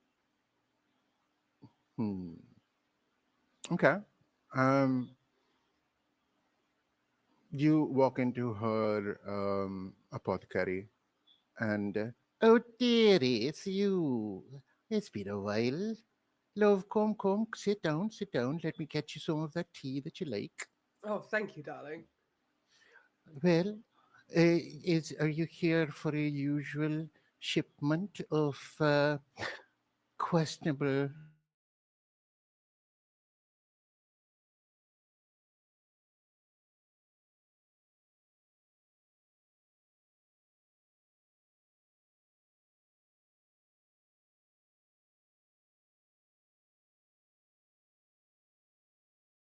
go into the council, etc. What skill do you think you're going to be bringing to the table to get this done? So, what I'm hoping for is to do something of a transition between the two of us so that if I do something for her, then she'll give something to me. So, Mm. Cassian will offer to fix anything that needs fixing or add anything to their stuff. So, like, if there's like any security issues, that sort of thing. Well, I have had some trouble with a few rapscallions who keep bothering me for things, so perhaps a little upgrade to my security would not be too much to ask for. Yes, I think that would certainly work. Indeed. You are one of my more trusted clients, after all. All right. So I'm guessing that would be a tinker, right? Yes, yeah. So they're planning to get their hands on security and add a little upgrade to it. All right. Um, roll me a tinker check.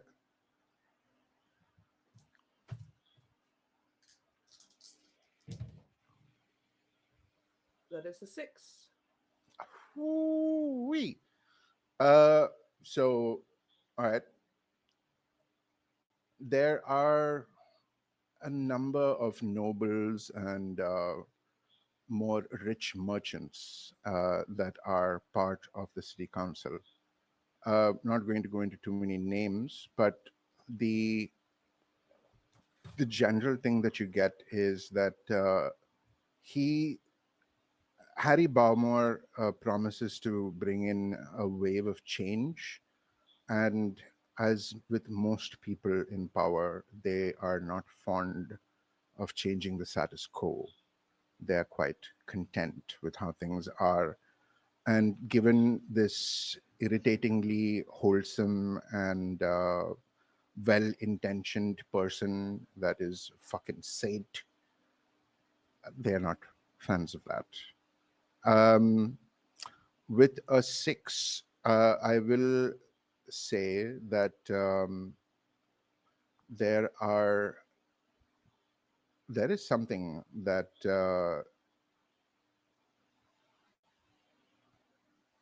hmm, you would find out that the Church of the Ecstasy of the Flesh is also somewhat invested in ensuring that Harry Baumor does not make it onto the council. Um, for reasons that might be obvious, stability would lead to less desperation. Mm. And some of the things that the church uh, this church, not the church, for anyone who is listening, has designs on. So it would be something that would be hmm, on on the end, in the end, beneficial to the church if he does not make it to power. And you would also get that his wife Susan is a fairly repetitive customer of your apothecary friend, and she gets all sorts of face creams and whatnot because the Baumors are in their uh, late 50s, and Susan Baumor is a little more vain than she could have been. Definitely the less wholesome of the two people. And she is always looking for things that might help her look younger. So, I don't know, there could be an in using that.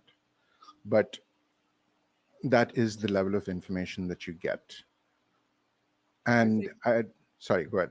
I think the whole time we're having this little chat is they're working on the security system, making sure everything's like correct for the doorway and stuff like that. But like talking and doing at the same time. Yep. Keep the hands busy. Keep the hands Yeah. busy. All right. So now all of you congregate on the nightshade. You exchange all of the information that all of you have gotten. And now I think we will start the actual score itself. So I will ask you now, what is your plan of approach? Is it going to be an assault, wherein I will ask you for the point of the attack, where you do violence to a target? Are you doing deception, where you lure, trick, or manipulate? And then I would need the method of deception. If you're doing stealth, trespass unseen, the detail is the point of the infiltration. Occult is engage a supernatural power, so the detail would be the arcane method. Social, which is negotiate, bargain, or persuade, and the detail would be the social connection. And the last approach is transport, carry cargo or people through danger. So the detail would be the route and the means. So I will ask you this, Umbral Blades. What is your avenue to pursue your target?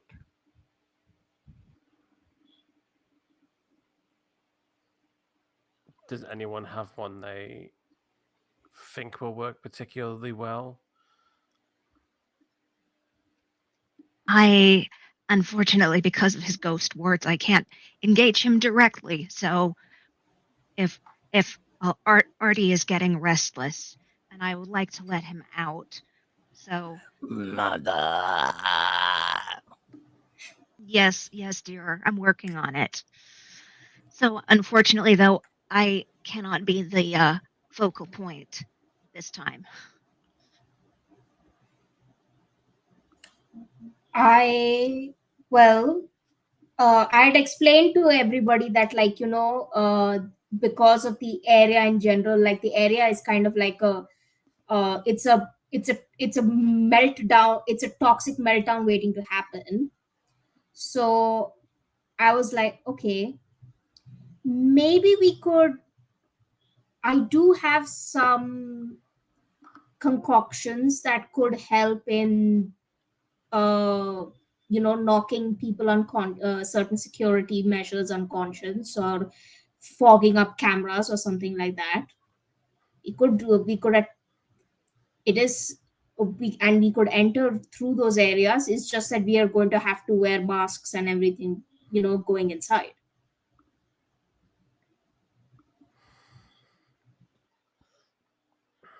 Okay. So, but would that be?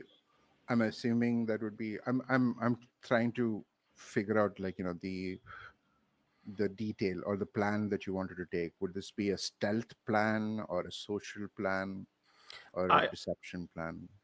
Sorry, yeah. yeah, no, want to let Hmm. everyone have a chance to say the plan. My argument was going to be for the social, with the connection being um, Eremina from our crew sheet, Mm. Okay, okay, okay, okay. someone who could potentially get us close to our target, and then we can lure away for whatever mischief the other people want to get up to. Yes, I much prefer that because if we do it all before we get to the gala, then we have no reason to go to the gala, and I'd love to go to the gala.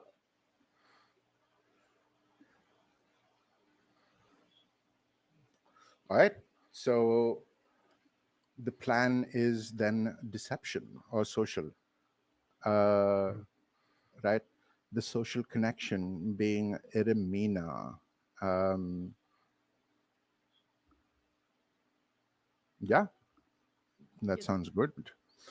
All right. So now I will do an engagement role, which is where I will you have it's a normally just a 1D, but like you have advantages and disadvantages. So you none of the information that you covered necessarily exposes a vulnerability of the target or hit them where they're weakest, so that doesn't come into play. But um, the friends or contacts providing aid or insight, definitely that has happened. So I will be rolling 2D, and there and you have a lot of other information that kind of comes into play. So that would have been 3D, but there is a factor that you will encounter at some point that is interfering in the operation. So I will remove one dice from that. So I'm going to be rolling two dice, and let us. Yeah, fucking hell! It is a critical. Well, not a critical. It's a good result. You are in a controlled position when the action starts. So fair enough. You are all accepted, and you go to Irmina, who, given her vicious proclivities, will definitely say, "Oh, now that sounds like a good thing to do. It will definitely provide me entertainment for this week at least." All right, my lovelies. So that is something that can definitely be done. I will say that you are my retinue, as it would be called. Um, you know what? Just for the kicks of it, because I like you, Newton. You are going to be my manservant, and hmm, uh, Perfect role for him to be in. I think he should learn some patience. isn't it so? This is what I think. I hope you will indulge me in this, darling. Needs must, I suppose. But you'll get to look so beautiful doing it, Newt. Just remember that. Such Yes. a lovely little penguin suit. I'm sure I can, stitch in whatever, wherever it might be a little thin for you. I was prepared to use as part of this, or at least getting started. One of my free gear, is a fine cover identity. So it's good to know that Perfect. I fit into this role apparently perfectly. Mhm. So then you will be Gunther. That is what was thinking of planning calling my next manservant. Not that they have a choice in the matter, but that will be your role. Um, Cassie, I think I'm going to have you as my plus one officially. You look delicious enough. I think you will give all of the other court ladies a little bit of envy when they see you hanging off my arm. It would be a pleasure. Perfect. Um, Madhuri, I think you would be good as my lady in waiting. I shall definitely arrange a certain. Hmm, I know your tastes, but this is unfortunately it is a formal event, so I will have to do a little bit more subtle. That's completely fine, needs must, as Newton said, dear leader. Madhuri will needle the shit out of Newton the ruder he gets. You want to go up against a passive aggressive auntie? Good luck on that front. And if you knew your Indian aunties, you know that is a challenge. But and then she would look to you, Peep. I don't know if there's a particular role that would suit you, but I think Peep, given how usually well we get along, you can just be my friend who comes. I certainly have enough pull with these old farts that they're not going to question me. You you And are you are too kind.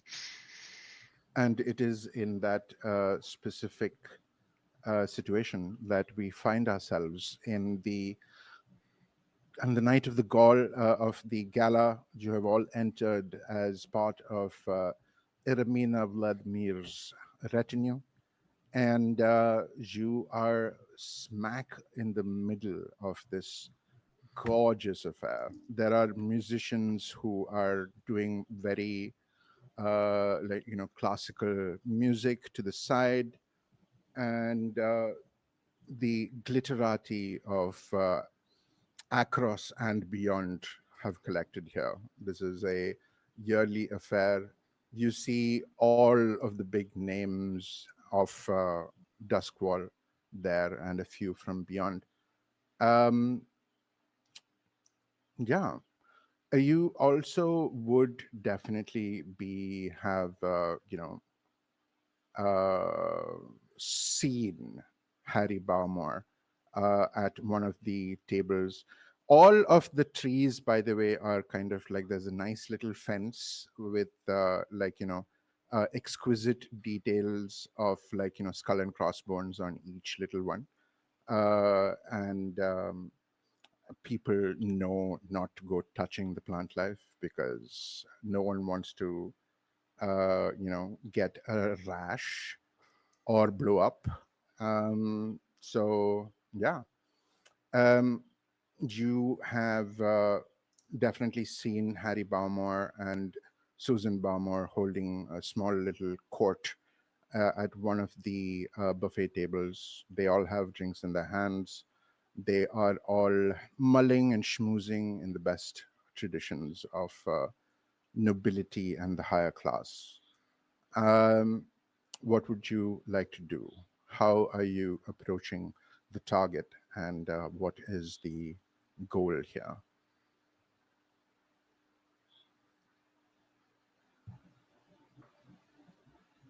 um as a part of the role of like lady in waiting, I'm kind of like going around pretending to like getting them drinks and things like that, and just like kind of because I'm always at the background, but the thing is she's tall, so she's still fairly noticeable, but like because she has this very like very but she's quiet and mostly she just stick she's You are definitely in the most proper, yet tight, made outfit that there ever could be.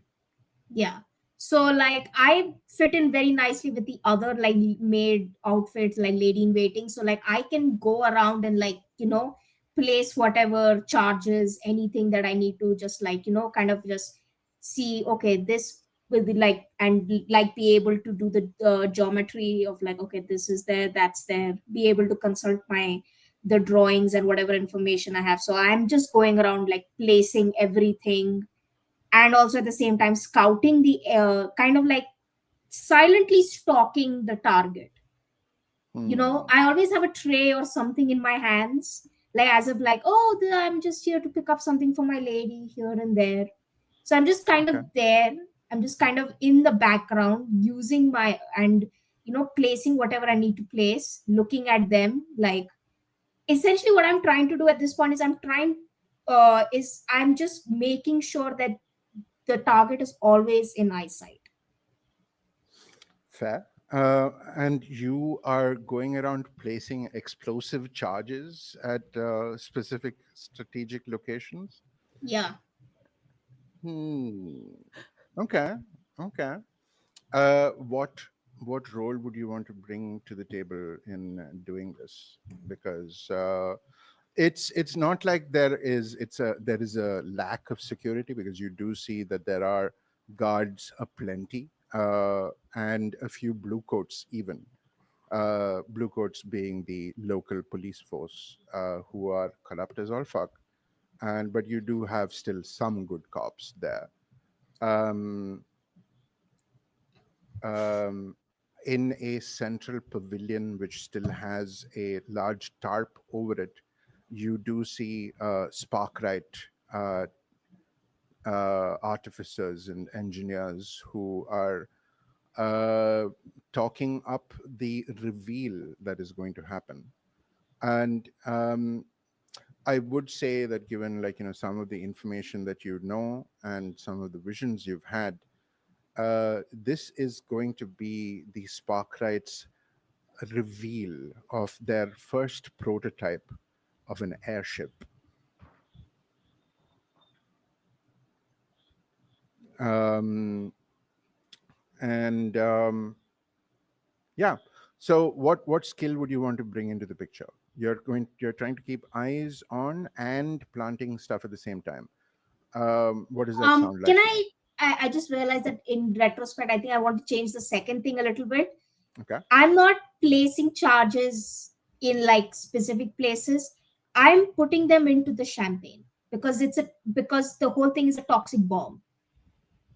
Oh. I am placing I go up when as I'm going up and down wherever there are like drinks and like the big like containers and stuff. I'm just placing the little poisons and the toxins just in that, because I just realized that no wait, this is the whole point of this is like a toxic bomb area. Like what am I doing? I can just do that. I'm just going to do that. Just placing it in and then walking away. I keep the water clean so that like all of us, like if we need, actually no, I have brought a bottle of water with me. I have bought a huge bottle of water. If anybody needs water, you can drink from my damn bag, which is like, Mass collateral damage. Let's go. All right. yeah. Yeah. Give me a what role do you want to bring to the table? Okay, so for this and for like keeping an eye on the target, I want to do hunt, Okay. Roll me a hunt. which is let me go upstairs. That's also two, so I can do two. All right. Do you want to push yourself by taking some additional stress, or something to increase your die pool? Didn't need to. Oh god damn, look at this flex. All right. That's a 6, I'm assuming. Yep, that's a six. Everything happens exactly as you described. A lot of people are going to die tonight. A lot of people Oh, are going to so die many belts, so much, tonight. so Hmm. much, Okay. so much pain. Um, all right. We will go to the next person, because we have 15 minutes left and we need to conclude this. Uh, Peep, what are you doing? Since I'm there as the quote unquote friend, the little kind of creepy one, I am going to make my creepy little rounds, greeting people and slightly unnerving them. And as I greet each possible person, I'm going to take a small but discreet sniff of the air to see if they might be susceptible to a little bit of spectral damage. And if they are, I'm going to dab them with a smallest dot of quicksilver so that Artie knows to bite. Ooh, ooh, ooh. Okay, And I'm going okay. to use study for this because I am examining my field of possible targets. Yeah. Uh, Fair. It is really funny to me how no one has actually done anything about the target. But yeah, go ahead. This is going to be a distraction supreme when people Yes. start dropping like fucking flies or just screaming out as a spectral Mother. uh, And starts biting into their bums. But yeah, go ahead. Oh yeah. I Also, I have sent Sam to accompany Peep because, like, Sam also needs a little bit of spiritual food, Hmm. spiritual meat. Yes. right. Yeah. So I got a 4. Four. Okay, so that is definitely going to be a mixed success. While you do get like a few subtle sniffs in, the dab of quicksilver has definitely caught some eyes, and there is some attention that has come to you. And given your general like and the very muffled Mother, is it time now, mother? that is coming from your dresses. A few people have caught uh, your ministrations, and they have left to go inform the guard. So at this point, we're going to start a clock. If things are not concluded within 4 turns of the clock, a clock is something that is just going to be a tracker of progress, right? The milestones for this tracker are unknown to you, so rest in tension, knowing that a clock has started. And I will tell you whenever the clock kind of goes up. But if things are not concluded within 4 beats of the clock, things are going to go south real fast. Yeah. All right. Having observed all of that, all of you know what is happening.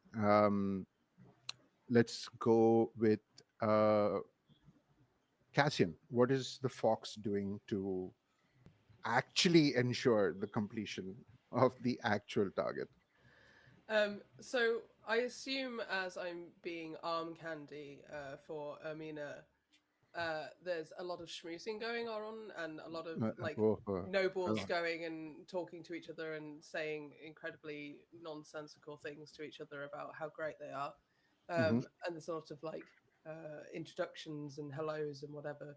And so I assume as we go around the room doing as much, Cassian is there to just smile politely, shake hands, kiss on the cheek, that kind of thing. But doesn't actually say a lot. It's just there to look pretty and let Given Amina how pretty you talk. are, you don't have to say a thing. Pretty Yeah, privilege is a real thing, folks. Pretty privilege is fucking real. 100%. Uh, but what are you doing, and what is the goal of the thing? Are you trying to So get closer to the Balmors? And yes, so the plan is to do a circuit and then eventually get to the Barrymores and do our little introductions and uh, hopefully leaving it until there's enough time for the others to have like placed the things that they're planning on doing and started introducing those things. Um, but once we get to them, when I go out of my way to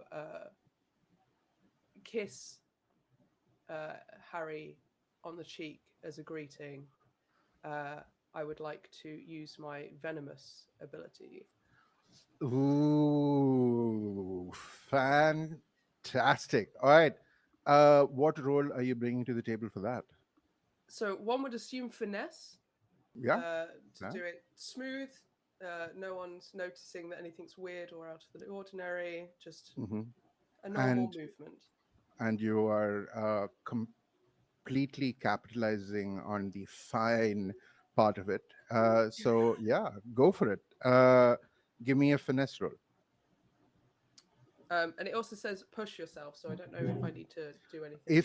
If you that will essentially be taking in a little stress point Cool. as you come in. One clock has been completed at this point. Ooh. Okay. I rolled 2 dice. Both were sixes. Holy shit. That is a critical goddamn success. So I'm assuming you'd be waiting for a few of the distractions to start going off before you do this. All right, so we shall hold you in frozen limbo for a second as we go to um, Newton. Newton, as you are observing all of this happening, you know that Cassian has got into a position and is ready to do their foxy shit. But as you kind of observe, you do see that there is with your eyes and your knowledge of the underworld, you do see a few other figures that are moving in towards the airship stall. And they are also a few of the. I'm going to give you this information. There is a lady who is standing next to uh, the Baumors, who at one point you see her eyes just go white, and you have had enough experience with Peep to know that this person is definitely along that ilk, and something is kind of going on. They would be attempting to get close to Harry Baumor and is trying to say something to them. Um, what would you like to do in this situation? Okay. So as we started doing this, a plan was formulating. Um, and now that plan has gone out the window. But now the plan is back in the window. Okay. Um, I want to tell everyone what my teammates have been doing. Oh ho ho. I Okay. want Okay. to stand up on a chair. I want to point to Eramina, and I want to tell everyone about the dangerous people she has brought to this event. And okay. Okay. Uh, With the idea to cause a panic. 100%. And yeah, what are you using for this? Like, I'm guessing it would be, I don't know, what are you using for this? This would be sway. Go for it. Make a roll. Uh, what is my position? It is definitely risky, but the effect would be great. I'm also going to push myself Okay. to do this. Um, I also potentially have a flashback if we have time for it. Yeah, let's go for Um, it because we have 5 minutes. Let's go. so my roll, I got a 6. Perfect. All right. What I shall add that into the flashback that you have in mind. So the flashback I have in mind is me telling everyone that I'm going to do this. Um, that should something, I feel like something is going to go wrong, I am going to alert everyone of what, uh, specifically what Peep and the Night Witch are doing. um, not so much what Fox is doing, but um, Okay. the two very bit more public ones, specifically about what they're Fair. doing. You get onto the nearest table, and as you do, there is a shocked expression or on Irmina's face, as she grows increasingly angry as you say all of this. But like at the end of it, you do see that she just licks her lips a little bit because she's kinky in that way. Danger is a good factor. People start losing their shit as immediately people just start dropping like flies. And at the same time, there is a small little explosion of sound as a particular fishman's lure is opened. And Mother! For the name of mother! as people start screaming, and in that position, Cassian, you have a straight shot as a.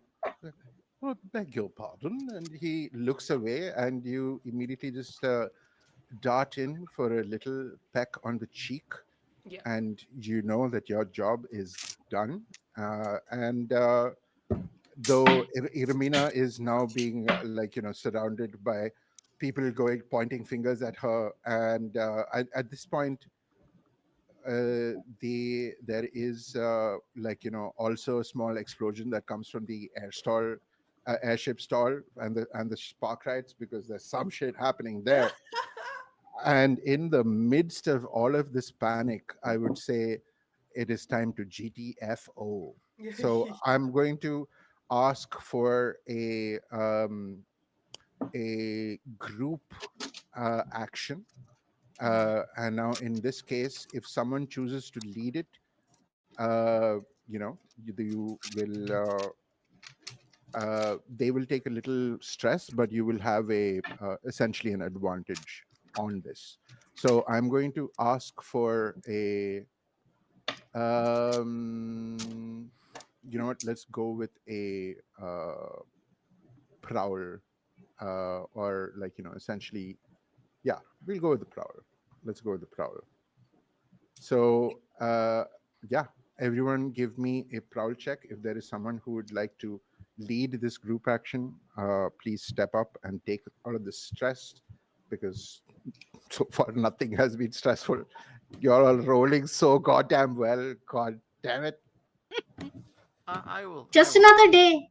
I will lead. Mhm. All right. So all of you give me prowl checks, and we will take all of the highest number, or if there are two sixes, then y'all are ghosts. I'm also going to push myself here. Perfect. I think I'm going to need to push myself. Okay. How does that work? Do you take a stress to re-roll? No, you take stress to add another dice to the pool. Then I will do the same. Okay. I have I nothing in prowl, or any of those abilities. I don't need to do that. I am satisfied with the chaos that has happened, and I am going to. I got a 6, so I am ready to skitter my little roachness out of Yes. there. Got a 5. I got a 5 after All pushing right. All myself a right. little bit. All right. Any sixes from the others? I got a No. 4. All right. It is fine.